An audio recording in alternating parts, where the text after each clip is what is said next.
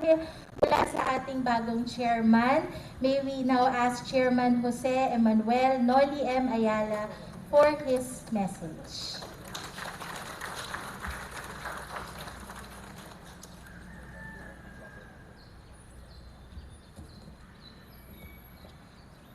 After the message of Chairman Eala po, we will ask Chairman Ramirez again and Chairman Eala to reenact the flag turnover po as requested by our media friends.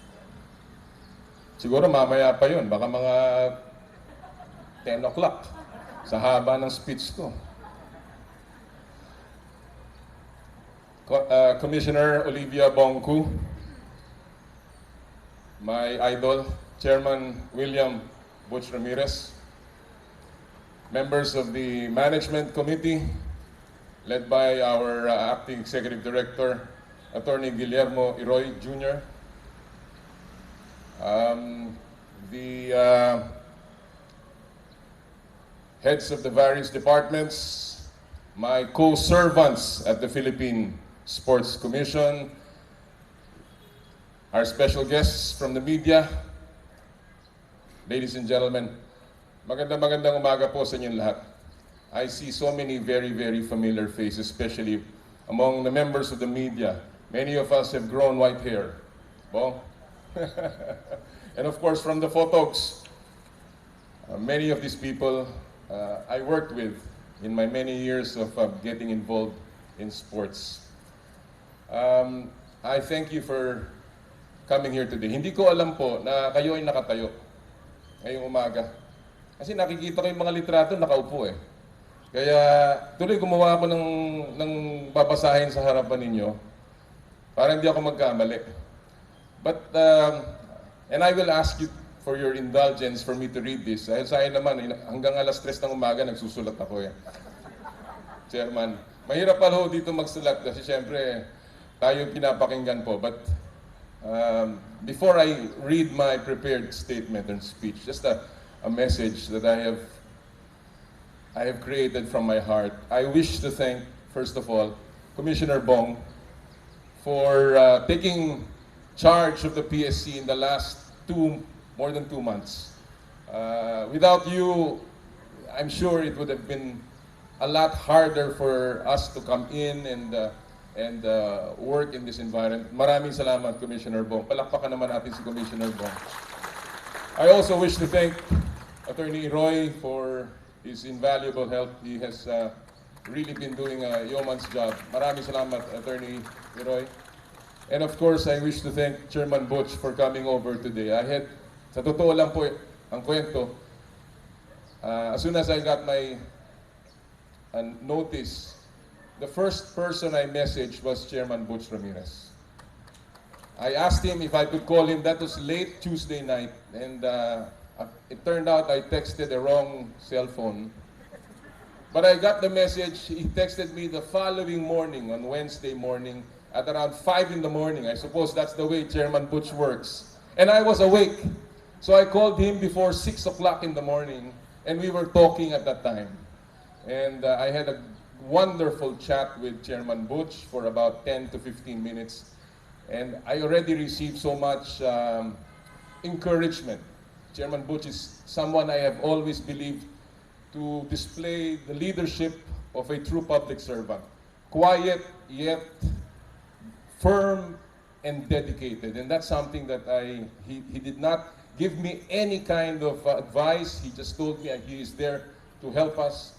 And I think what he has done for this commission will forever be remembered. Maraming salamat po, Chairman Butch. I'm sorry I haven't gone around. In my first day here, I'll tell you a little story. I wanted to go around the offices, and we were already meeting with Attorney Roy and Ma'am Merly and the rest of the people. And then I realized, because I have not used certain things in the last 2 years, that my shoes cracked. Nasira po yung takong na sapatos ko. Kaya tuloy, hindi ako makapaglakad. And I did not even get to meet the media because they were in the garden. I was so afraid. Pag tapak ko sa garden, mawala na talaga yung takong. Kaya pagpasensyahan nyo na po na I haven't been able to go around, but I certainly will be visiting you in your offices. So now let me just read what I've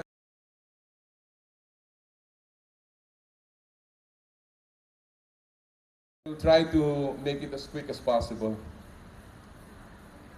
In my wildest dreams, never did I ever imagine that I would one day stand on this hallowed hallway to give an address on Flag Ceremony Monday of the Philippine Sports Commission. Truth to tell, destiny had tested and teased me to be part of this revered institution in the distant past. Back in 1993, the late former Manila Mayor and former PSC Chairman Mel Lopez offered me to be part of his administration here as his executive director. I was a budding corporate lawyer back then, beginning my practice as a young partner of the Puno and Puno law offices. And as such, I felt at that time that being in government was not my destiny. The famous Brazilian lyricist Paulo Coelho once wrote, and I quote, "I can control my destiny but not my fate." Destiny means there are opportunities to turn right or left, but fate is a one-way street. I believe we all have the choice as to whether we fulfill our destiny, but our fate is sealed, unquote. Truly, as fate would have it, after my over 30 years of involvement in sports, here I am back to where destiny had first given me my choice. And so, today I stand before you amidst the echoes of the legacies of the great men who came before me, humbled, grateful, proud, and deeply honored to lead our beloved PSC and the country's sports agenda as your 11th chairman.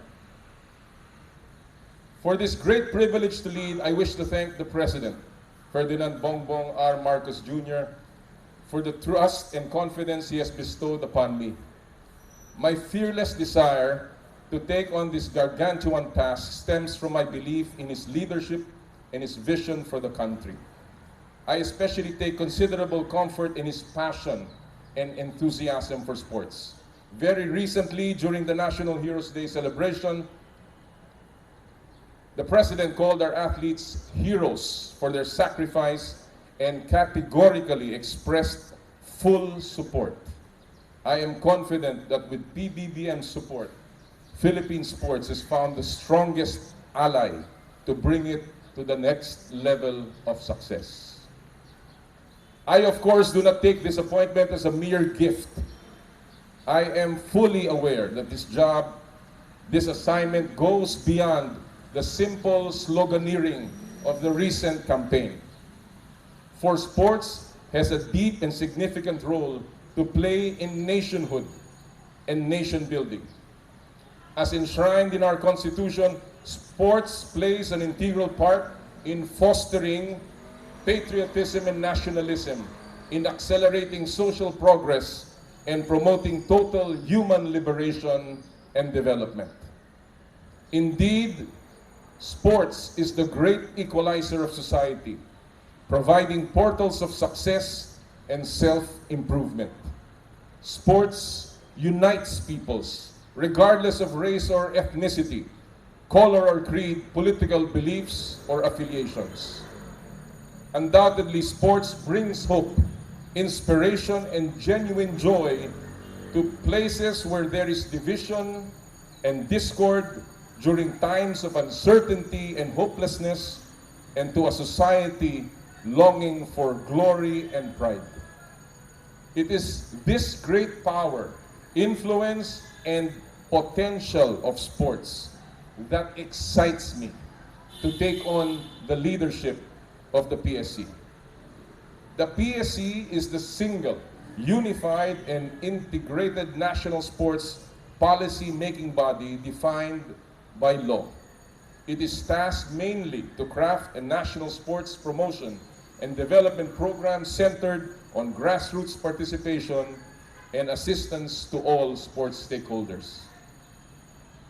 But beyond the legalists of the law, my understanding of our role in the PSC is simple. It is to care for sports, Philippine sports, all sports, like no other. The PSC is the author, is the purveyor of hope to the young people in the remote places in Mindanao, wanting to follow the footsteps of Heidelin Diaz. The PSC is the author of dreams fulfilled for a football team in the fields of Negros, idolizing the victories of the national team, the Filipinas. The PSC is the architect of the blueprint of support for success of our national athletes, hoping to one day carve their names among the greats of the game. These are our roles, plus many more. And for this, we will care like no other for every young boy and girl who dreams of taking up a sport. We will care like no other for every Pinoy athlete who wants to reach for his dream to bring honor and glory to his family and country.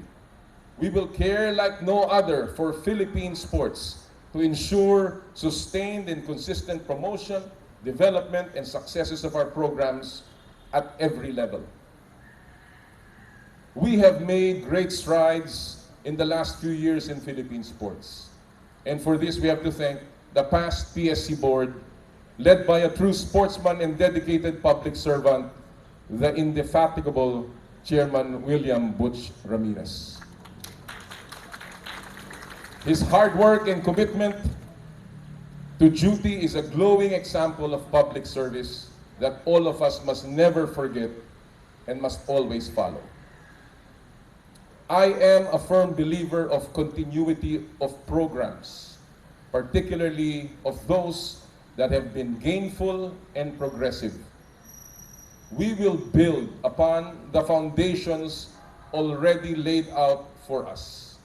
From the Batang Pinoy to the Philippine National Games, we will look for ways to improve and make more responsive these programs to ensure their sustainability in the long term.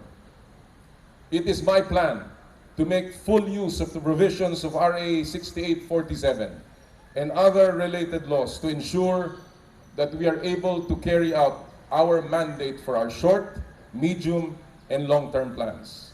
This includes, among others, my vision to create more pathways for success in the grassroots level through the strengthening of the regional sports promotion and development councils in tandem with the Department of Education and the Department of Interior and Local Government.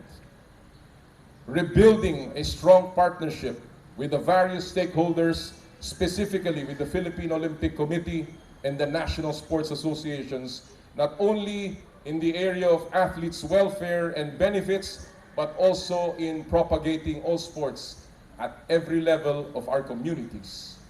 And leveraging private-public support to ensure viability and sustainability of our programs similar to the days of Project Gintong Alay.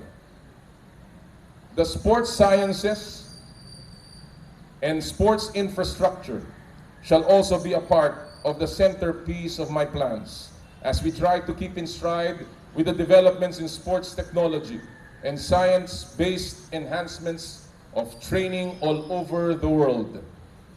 All told, the goal is to get everybody into sports while ensuring that our elite athletes are provided with all they need to be successful. And for this, I will need the support of all of you. I used to row with a dragon boat team. And like a dragon boat team, we have to paddle together in cadence to the beat of the drum and with a single purpose and direction. Like the old saying goes, I will not demand your respect. I will earn it with my passion, energy, integrity, and commitment to work. What I will demand, though, is that you give me your trust as the President did, and allow me and follow me in my leadership. There will be many challenges along the way, and I do not promise that I have the answers to every question that we may be confronted with. But what I promise you is that I will do all in my power to find the answers and solutions to make the PSC strong, proactive, and vibrant. A wise man once said, "To be normal is the ultimate aim of the unsuccessful." So, as my initial appeal to all of you, my dear co-workers in the PSC, be extraordinary in all your tasks. Do it with extraordinary passion. Do it with extraordinary energy. Go the extra mile in performing your work. Let's make a difference in our jobs.